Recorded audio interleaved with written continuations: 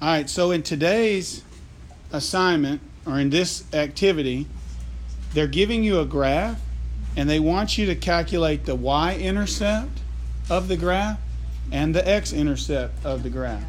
Now, what a y-intercept is when the graph touches the y-axis. So a y-intercept is when the graph touches the y-axis. And what an x-intercept is where the graph touches the x-axis. Makes perfect sense, doesn't it? Okay?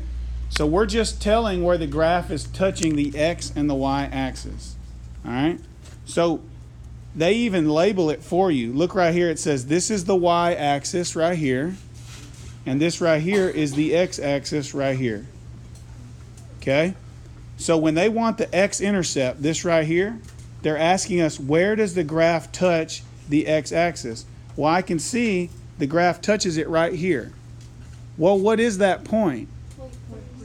It's the point 3, and then how much up or down?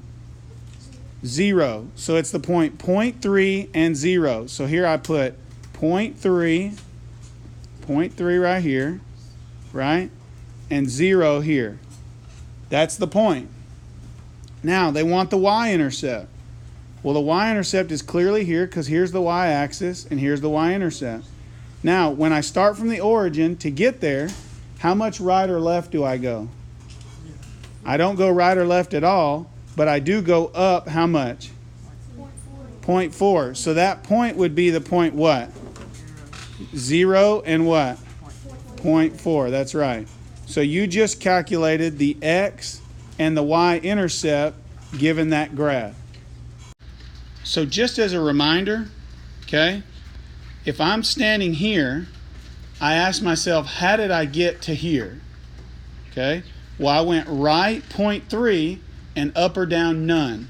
So that's why I have a 0.3, because I went right 0.3 and up or down none. Remember, the first value of an ordered pair is how far left or right you go. The second value is how far up or down you go. So for me to get from here to here, I go left or right none, which is why this is a 0. But then I go up 0.4, which is why the second value is a 0.4.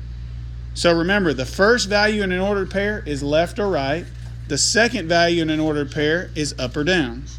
Let's do another one. All right, so on this one, we're doing the same thing. They want to know the x and the y-intercept. You can see right here, they want to know the x-intercept and the y-intercept.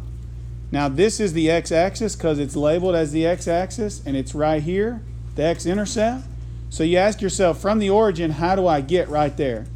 Well, I go left 40 and up or down 0.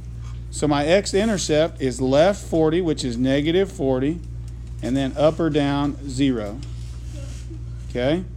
Then the y-intercept is right here.